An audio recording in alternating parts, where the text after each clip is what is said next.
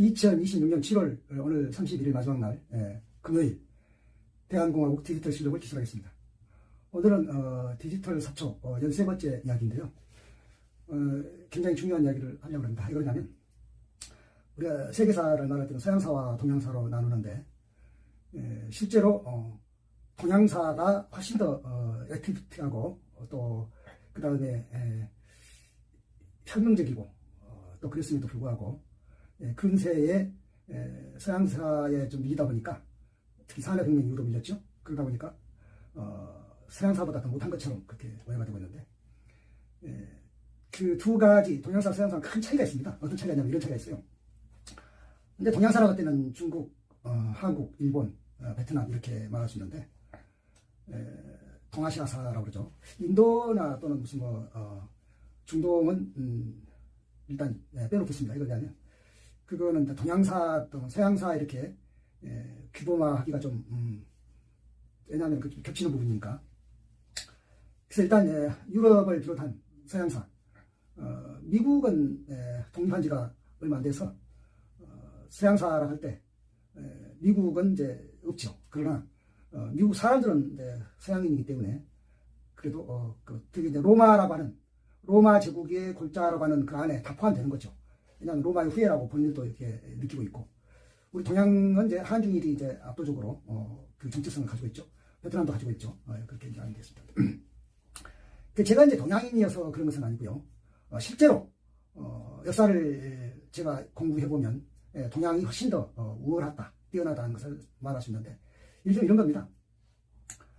동양은 이 전쟁이라는 게요 그렇게 많지 않았어요. 왜냐하면은 우리가 한중 간에 또는 한일 간에 막 전쟁을 한 것을 많이 이제 이야기하죠. 근데 횟수로 따져보자고. 횟수로 따지면 얼마 안 되잖아요. 따져보면 한 3000년 안에 전쟁이 무슨 다 해봐야 100개가 되나요? 그게 얼마 안 되는 거죠. 근데 서양은 이제 그렇지 않죠. 서양은 계속 바이킹이 쳐들어오고 게르만이 쳐들어오고 하여튼 또는 인접국가끼리도 전쟁하고 하여튼 전쟁에서 요즘 한 100년 전쟁 같은 경우는 전쟁을 100년이나 했다는 거 아닙니까? 그러니까 전쟁을 굉장히 어떻게 보면 전쟁 역사를 할 만큼 우리가 로마 하면 딱 떠오르는 것도 이제 로마 기병이라는 게 떠오르잖아요. 동양도 물론 그 몽골이 있는데, 근데 몽골은 그 역사 자체가 짧아요. 로마처럼 그 서로마도 몇백 명이고 동로마는 한 500명 가까이 되니까 서로마 500년, 동로마만 뛰어서 1000년 하면 합하면 1500년 안 되잖아요. 그렇게 제국 이후로도. 그러니까 그 전부 전쟁 역사라 해도 과언이 아닌데, 동양은 일단 이제 중국이 한나라부터 시작해서, 왜냐면 서양 사람은 로마를 주로 떠올릴 때 동양사로 볼 텐데, 그렇게 해봐야 전한 몇백 년 후한 해봐야 다 해야 400년도 안 되는 그런 시기예요. 400~500년도 안 되는. 그러니까 무슨 말이냐면은 계속 왕조가 바뀌어요. 근데 이제 바뀐 게 어떻게 바뀌냐면은 쉽게 말해서 이제 편민이 황제가 되는 거예요. 서양사에서는 그런 것이 없어요. 그러니까 저 같은 사가들은 서양사를 별로 좋아하지 않는 이유가 세습되는 거, 그런 것이 있고, 아무리 왕조가 바뀌어도 귀족들만 계속 이어져 내리는 그런 것이 있는데, 동양사는 이제 대표적인 게 중국사고 한국사나 또는 일본사나 베트남사도 마찬가지인데, 되게 왕조를 편민이 개창한단 말이에요. 그러니까 우리가 너무나 유명한 유방도 편민이고, 그리고 주원장은 편민일 정도가 아니라 거지였잖아요. 그러니까 무슨 말이냐면 그만큼 아주 드라마틱하단 말이죠. 왜냐하면 편민이 무슨 시골에 면장이나 군수를 했다는 말이 아니고 소위 말하는 천자, 황제를 했다는 거 아닙니까? 얼마나 인간 드라마틱해요. 그리고 그러니까 왕조들이 바뀔 때, 그러니까 크게 생각하면 한나라, 수당, 이런 식으로 큰, 또는 송, 원, 명청 이런 식으로 큰 나라들 골격만 생각하는데, 일테면은 이제 이진남북조 5, 16국, 후한 말기에 삼국, 그 다음에 이제 당이 망하고 나서 5대 19, 이런 거 보면은, 물론 기원전에는 또 전국시대라든가 춘추시대라든가 더 앞에는 엄청난 많은 그 왕조들이 있는데, 그 왕조들마다 지배자들이 아주 극적인 인물들이고, 그리고 또 그러니까 그 중국은 이제 우리가 전쟁이라고 할 때는 외침을 받는 것을 되게 생각하는데, 중국도 물론 흉노라든가 돌고리 외침을 했기 때문에 오랑캐에 대한 그런 뭡니까 이 반감이 있는데, 중국의 대부분 내분이 많죠. 내란. 왜냐하면은 내란도 전쟁이라고는 할 수 있는데, 그러나 내란은 또 이 국가 대 국가의 또는 민족 대 민족의 전쟁이라고 말하기도 그러니까 그렇게 말하면은 서양에는 내란도 물론 많지만 서양에는 이제 그 국가 대 국가 전쟁이 많단 말이에요. 그러니까 이제 그 이진 남북조 시대에 이어서 그 5, 16국들도 보면 그렇고 굉장히 많아요. 그 다음에 이제 나중에 그 남북조가 이제 남조만 하더라도 6조 시대라고 그러죠. 그러니까 그 선권의 오나라 아시죠? 그 오나라가 진나라에게 서진에게 멸망하고, 그러나 다시 이제 서진이 북조에서 도망가가지고 남조에서 동진을 세우잖아요. 그리고 이제 동진을 또 무너뜨린 것이 그 송은 나중에 뭡니까? 이 송나라, 북송 남송 하는 그 송나라가 아니고요. 우리가 이제 편의상 윤류가 세웠다 해서 유송이라고 해요. 남조의 송나라를. 그 동진 다음에 송, 그 다음에 제. 이 제나라도 또 남조의 제나라니까 남제라고 그러고, 또 이것도 마찬가지로, 그 남조의 양나라니까, 그 구분하죠. 그 다음에 이제 진, 이 마지막이 송제 양진, 이게 6조라고 해요. 송권 오나라, 동진, 진나라. 그 남조의 6조 시대. 여기도 아주, 오히려 우리가 이제 그 남조의 6조 시대 역사는 우리가 잘, 모르는 건 아닌데, 또 별로 치고 안 치요. 그냥 묶어서 남조 이렇게 말하는데, 거기도 보면은 아주 드라마틱하죠. 그러니까, 이 서양 같은 경우에는 이제, 로마 하면은 서로마 동로마가 있지 않아요? 서로마는 이제 그 로마 거기 도읍할 때 그 로마고, 동로마는 이제 지금은 이제 이스탄불이라고 그러는데 콘스탄티노폴리스라고 그 서로마 수도읍이 있죠. 그 동양도 중국사가 이제 아무래도 대표적이니까 이 장안, 시안과 낙양 동도라고 그러는데, 항상 시안에서 로양으로, 그러니까 서안이라고 하죠. 서안에서 낙양으로 이 왔다 갔다 하면서 수많은 왕조들이 일어났다 망했다 일어났다 망했다 하고, 그리고 그것을 계속 그 다음 세력들이 아주 그냥 쑥대밭을 만들어 가지고 지금의 시안과 로양은 뭐 우리가 아는 대로 진시황의 뭐 병마용경이라든가 뭐 이런 것 때문에 유명하긴 했지만은 다 그 흔적이 많이 사라졌죠. 로양은 더 말할 것도 없고. 그리고 이제 카이펑으로 그 다음 무대가 옮겨져요. 카이펑은 그 조광민의 송나라가 도읍을 했는데, 사실은 그 전에도 그 양이라고 이름한 나라들, 그러니까 이를테면은 당나라를 망하게 한 그 밀란이 이제 황소의 난인데, 황소가 분탕질한 것은 나중에 그 주전충이 분탕질한 것에 비하면은 좀 덜하죠. 그것은 좀 적당한 비유는 아닌데 제가 좀 비유를 하려고 해요. 뭐냐면은 그 황소가, 그러니까 당나라라고 하는, 사실 중국사에서 가장 그 내세울 만한 왕조가 당나라 아니에요? 그 당나라를 무너뜨릴 때 그게 이제 워낙 화려하고 큰 왕조이기 때문에 그냥 금방 하루아침에 무너지지 않죠. 서양에도 뭐 로마는 하루아침에 뭐 만들어지지 않았다 그런 말처럼 당나라가 그렇단 말이에요. 근데 그 당나라를 무너뜨릴 때 처음에 황소가 난을 일으켜서 굉장히 그 당나라를 뭐랄까 이 회생불능할 정도로 만들었는데, 그 다음에 이제 그것을 확인 사례를 했다 할까요? 그게 이제 누구냐면 주전충이에요. 그래서 주전충은 이제 자기가 세운 왕조를 이제 양나라 후량이라고 그러는데, 그래서 구분하기 위해서. 왜냐하면 춘추시대 때부터 양나라는 있었거든요.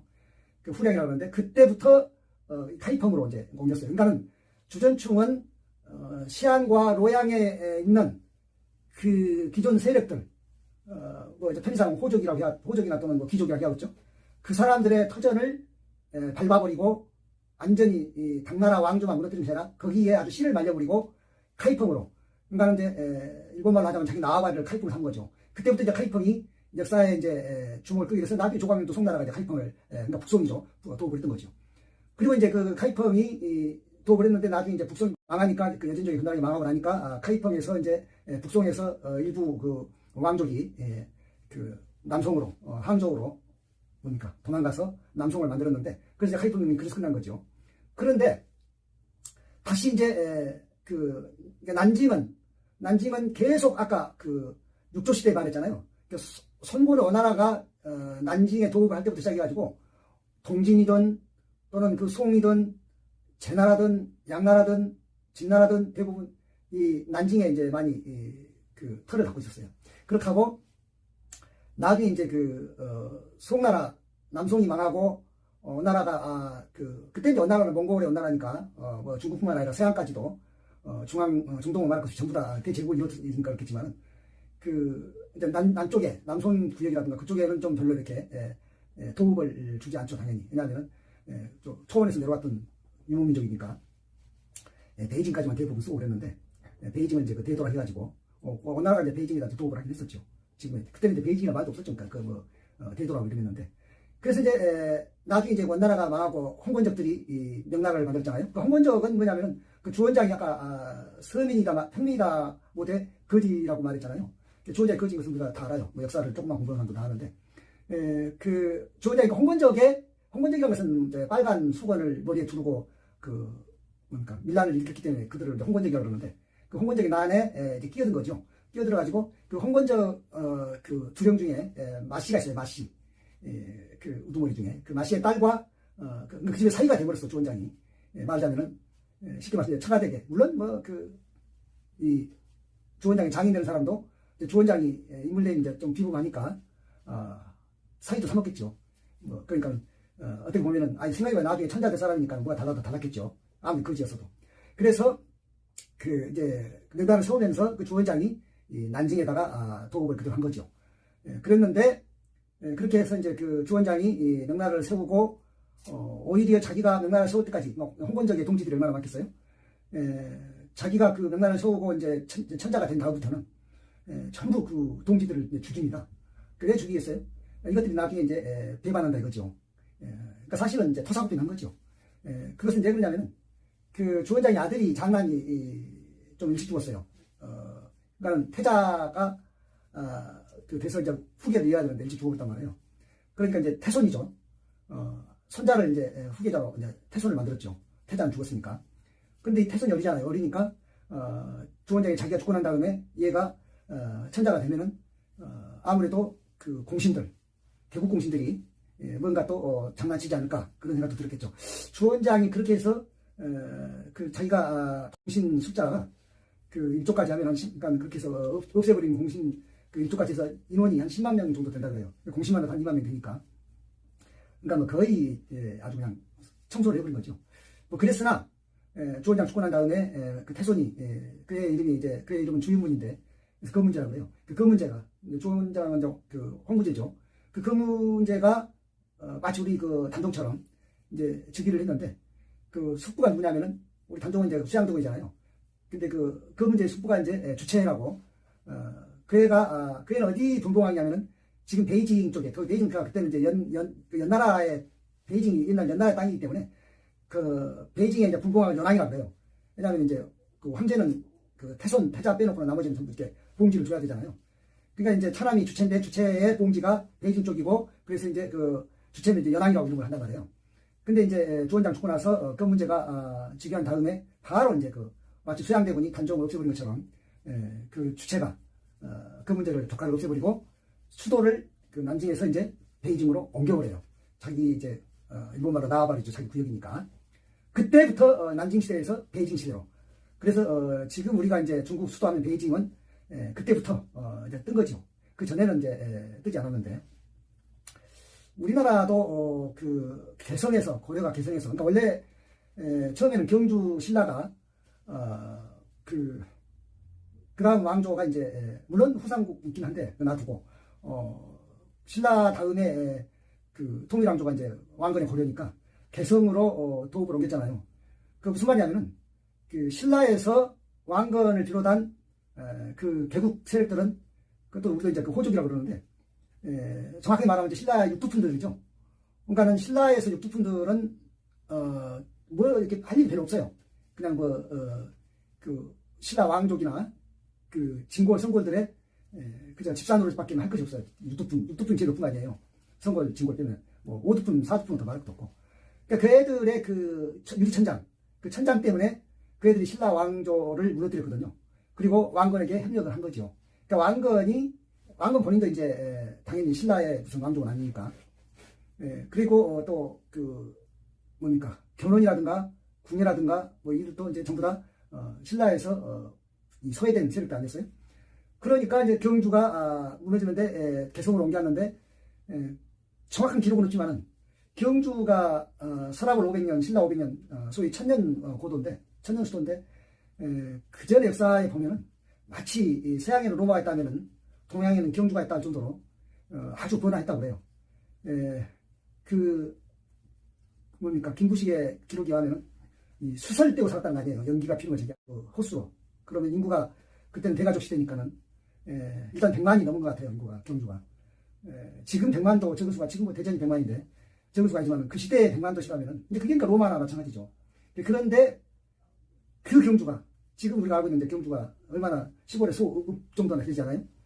아주 어떻게 보면 분하지 않고 사람도 없는데 그거는 뭘 말하냐면은 개성으로 그러니까 고려가 도읍을 옮기면서 경주는 아까 중국에서도 시안과 로양이 또 카이펑이 난징이 이렇게 계속 이 소탕되는 것처럼 소탕되면서 옮겨온 것이죠. 그리고 개성에서 다시 그 조선으로 오면서 서울로 도읍이 옮겼는데 이게 어떻게 됐습니까? 개성이 또 개성파가 쉽게 말하면 이 서울의 신진 세력들한테 진 거지요. 그리고 그 야사이만 있습니다만 이성계의 조선도 고려 왕씨라 그러면은 성이 왕씨라 그러면은 어디 배에다 가서 싣고 와서 구멍 뚫어가지고 가라앉아 죽게 하고 그랬다는 거 아니에요? 그러니까 배에다가 구멍 뚫어서 가라앉아 죽게 하는 그런 이 수천법이 아주 제일 웃기는 게 이제 뭡니까? 노상훈인가요? 윤석열 불법 개업 때 염청도에다 배에다 실어가지고 구멍 뚫어서 가라앉아 죽게 한다는 이야기 했다는데 하여튼 그게 야사이긴 한데 신빙성이 좀 있어 보이는 게 뭐냐면은 고려 왕건의 그 왕족들이 성이 왕씨잖아요. 근데 왕씨 인구가 얼마 없어요 지금. 그러니까 왕씨들을 소탕했다는 것이 그게 공공연한 비밀이 아닌가 그런 생각이 드는데 그리고 우리가 이제 서울을 세종시로 수도를 옮긴다 그러니까 어떤 일이 있었습니까? 서울은 헌법재판소에서 갑자기 그랬잖아요. 관습상의 수도다. 근데 이게 참 많이 웃기는 게요. 헌법재판소라는 그 존재가 헌법을 가지고 이언이냐 합헌이냐 이렇게 가리는 그 재판소잖아요. 그러니까 헌법이 있다는 말은 우리나라 같이 헌법이 있는 나라는 성문헌법이라고 그래요. 그 영국은 헌법이라고 따로 없어요. 그래서 영국은 불문헌법이라고 그래요. 그러니까 헌법을 따로 두지 않고 있기 때문에. 그러니까 영국 같은 데는 이제 불문헌법이니까 어떻게 이제 국가가 운영되냐면 관습법으로 운영이 되는 거예요. 관습으로. 왕실 전통이라는 이런 것이. 우리 같은 나라들, 물론 이제 성문헌법 나라 대부분이죠. 미국부터 시작해서. 그러니까 헌법재판소가 성문헌법이기 때문에 있는 거예요. 그러니까 영국 같은 경우에는 불문헌법이니까 헌법재판소 같은 게 있을 필요가 있는 거죠. 왜냐하면 재판소라는 것은 법조문이 있어야 그걸 가지고 재판하니까. 그런데 그러면 대한민국 헌법에는 서울이 수도가 아니란 말도 없지만은 서울이 수도란 말도 없어요. 헌법에는. 그러면 헌법재판소가 성문헌법 때문에 자기들이 가치가 존재 의의가 있는 헌법재판관들이 관습상의 수도라 이렇게 말한단 말이에요. 서울을. 그럼 말이 어떻게 하는 거죠? 관습법. 우리 지금 불문헌법 국가 아니잖아요. 그게 왜 그랬다? 적어도 서초동, 서울, 강남, 서초동 거기가 자기들 일본말로 쓰겠습니다. 나와버리고 대대손손 영화를 누리는 곳이고 그들이 대부분 서울법대 거기 그러니까 서울법대공화국, 강남공화국, 서초동공화국 그리고 그 법조타운공화국, 법조공화국 그런데 수도가 세종으로 옮긴다면 안 되잖아요. 자기들 나와버려 떠나는 거잖아요.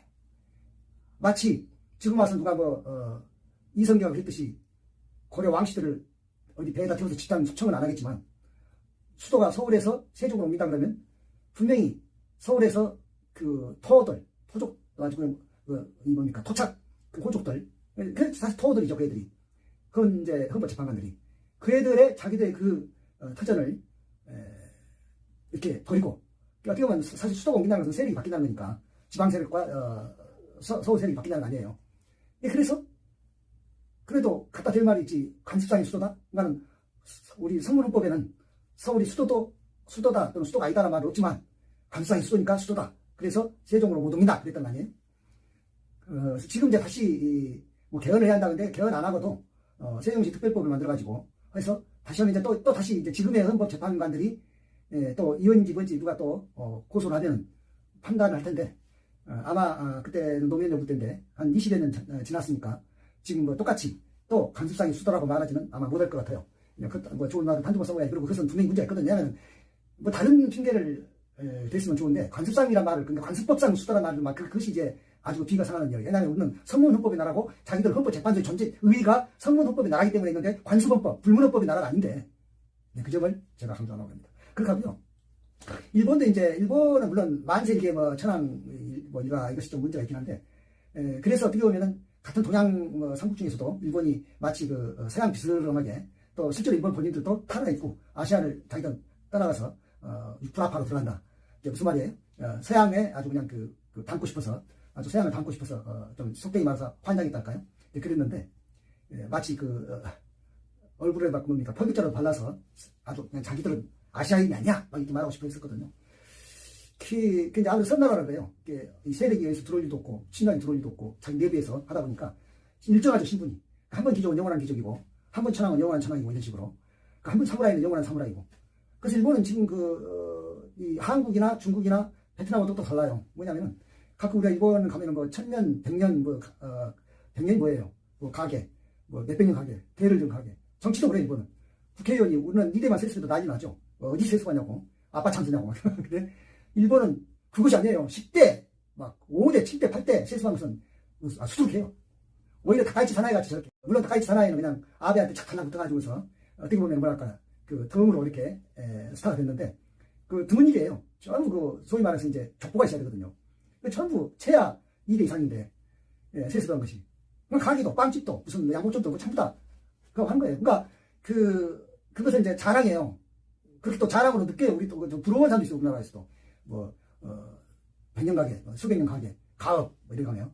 근데 이제 그건 어떻게 보면 슬픈 이야기죠. 왜냐면, 너는, 너그 족속은, 너그 족보는 빵집만 해라. 너그 족보는 옷가게만 해라. 너그 족보는 식당만 해라. 그거 아니에요. 그래서 100년 가게, 1000년 가게 되는 거예요. 그리고 그렇게 아주 살아요. 아무리, 100년 여간에서, 어떤 1000년도 된 여간도 있더라고요. 그러니까는 옛날 무슨 해양 시대 때인가? 어마어마하게 오래된 여간인데, 그 여간에 지금 47대인가 48대 지금 후기자가 석사인가 그래요. 대학은 또 졸라죠. 아중간은. 근데 자기는 그 후기할 생각만 해요. 물론 이제 1000년도 넘었으니까는 여간이 이제 지금 호텔급은 되죠. 그래도 그렇지. 그러니까 거기서 47대인가를 그렇게 하고 산 거예요. 그러니까 왜냐하면 그게 이제 신분사예요. 그러니까 내가 보면은. 이거는 역시 불악불하게 가지고 거기 보면은 일본도 원주민 있잖아요. 조몽이라고 그러는데. 그 원주민 좀 약간 체구가 작고 털이 좀 많고 하는 있어요. 그 사람들은 뭐하는 불악불하게 가지고 그런 마음도 있고 지금도 있어요. 그리고 그러니까 정치 한 사람은 정치, 경제 한 사람은 경제, 구멍가게 한 사람은 구멍가게 이런 식으로. 그러니까 이제 그게 사실 서양하고 많이 닮았던 게 뭐냐면 서양도 그래요. 철공소집 족보는 스미스. 그 다음에 옷이나 만들어서 파는 집 족보는 옷가게 족보는 테일러. 다 그런 시간이에요. 그 다음에 빵이나 만들어서 파는 빵집의 족보는 베이커. 뭐 이런 식으로. 성씨가. 그러니까 딱 성씨만 받아잖아. 쟤는 빵집 후손이네. 쟤는 무슨 철공소 후손이네. 쟤는 무슨 철공소도 그러니까 대장적인 후손이란 말이에요. 쟤는 미신공 후손이네. 알 수가 있잖아요.